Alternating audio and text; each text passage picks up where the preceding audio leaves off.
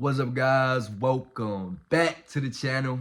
If you're new, my name is Justice and I'm a part-time reseller on eBay. So today I'm super excited to share with you guys everything that you're gonna need to start your own reselling business and start making some sales right away. So I know first starting out it can be a bit intimidating, so I'm gonna break everything down into 3 super simple steps that if you follow you can have your business up and running, shoot, maybe even today.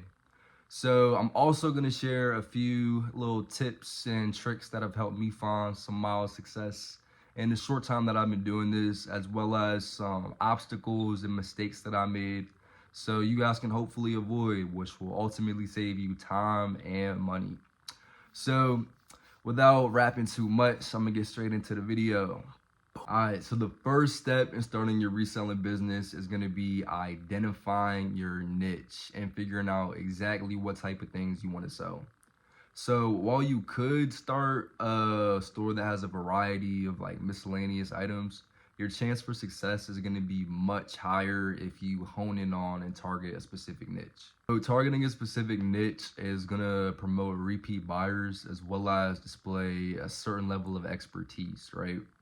For example, if you were to go onto my store, you'd see very quickly that all my items are related to video games, like games, consoles, accessories, all things of that nature.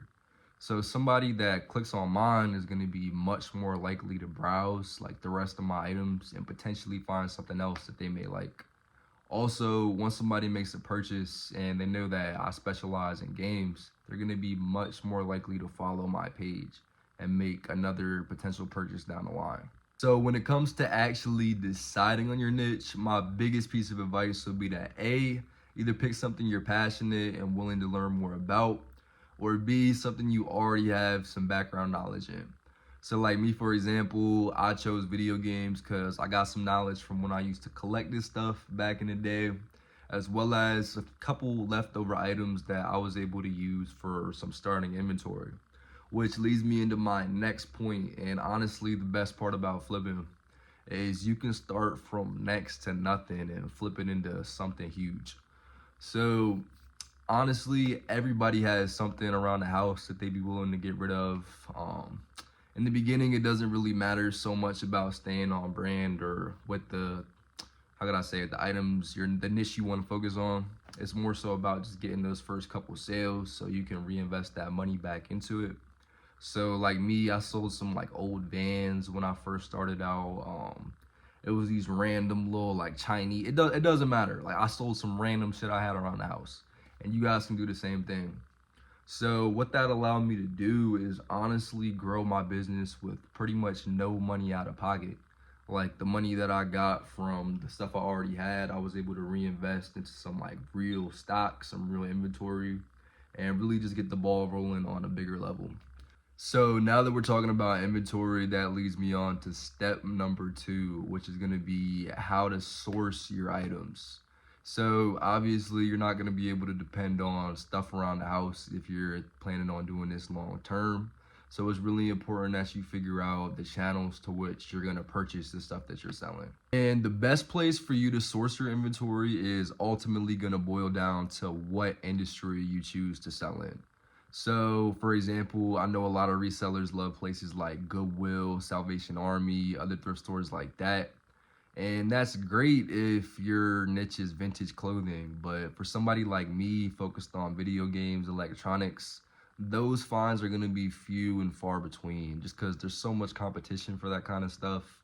A lot of people know there's money to be made. So really hard to find stuff like that in a thrift store. So usually it's not really worth my time. Like I've had some luck in like plushies, toys, but I'm honestly just not a fan of getting in the car, driving to the store, sifting through all them items amongst like all them people to potentially still walk out with nothing.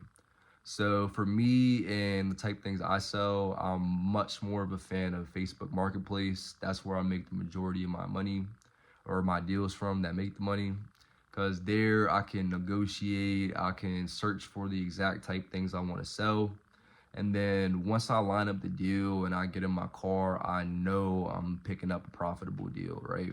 Whereas if I was going thrifting, it's more of a gamble. All right, so now that we know the type items we want to sell, where we're gonna get said items, it brings us to our third and final step, which is what we're gonna do when those items actually sell. So shipping is something that a lot of new sellers get tripped up on, including myself first starting out. And it can be intimidating, but it really does not have to be so complicated. So first off, I'll just show you guys what I use right now. So for my smaller, like things like games or some little accessories, I just throw it straight in the bubble mailer. Y'all see these got like the bubble wrap lining. So just throw the game in there, boom, seal it off, slap the label on there, and I'm straight. But for bigger things, I like to use something called a poly mailer, I think it's called, or a poly bag. Both these things, the bubble and these joints, are super cheap. I didn't have to buy them in any crazy bulk to get a decent deal. I think both were like 30 cents each, something like that. Versus when I first started out, before I made these orders, like I would make a sale and then boom, like the clock is started, right? So it's like I don't got time to like wait on like a shipment, like not sure if it's coming or not. I would just run to the Walmart and fool, I was getting taxed for no reason. Like the bubble mailers I was buying, I think they was like 96 cents or something like that, like $1 with the tax. And then I was buying boxes too for like $1 some, like, and you gotta think on something where the profit margin might not be that strong, like say you're only making like $6-7 on something. $1 is a huge hit to take on just some shipping supplies. Also think about how you're gonna print your labels. I didn't get this starting out. It might not be necessary. Like you could just use a regular printer, but I got a thermal one, so it doesn't take up any ink. I put the label in, and it prints right onto it, right? So them labels cost like 2 cents a piece. I think I only paid like 50 bucks for the printer. So that was overall a great investment. I don't gotta be like using a regular printer, like taping out the labels, like that takes a lot of time. So definitely save on that. I'm glad I copped that joint. But basically, like I'm saying, bro, don't wait on it. Cause as soon as you make that sale, bro, it's like that eBay little handling time clock starts. Like you only gonna have like, I think it's 3 days they give you to ship their item out. So definitely be proactive. Don't be like me wasting money on the wrong stuff. And also, bro, another second piece of advice. You need a cop one of these, bro. Preferably maybe a little bigger one. This is something that was like multi-purposed. But a scale is gonna save you on them shipping calculations, bro. Like the last thing you wanna do is like, and I made this mistake, it was on like this big teddy bear, like I didn't think it weighed that much, but apparently it did. I ended up like undercharging the buyer crazy. So I had to pay like, I think like $6 out of my pocket to get that joint shipped, which hurt, but is what it is. You know what I'm saying? It was a little $6 lesson. But hopefully you guys don't gotta learn that for yourselves. Like take it from me. Spend a little $15-12 on the scale, and then know for sure what to put on those dimensions. Also, you don't want to like overcharge buyers. Like obviously that's not as bad, you see what I'm saying? Like the buyer, like they agreed on the price like that they paid, you see what I'm saying? They were happy with it.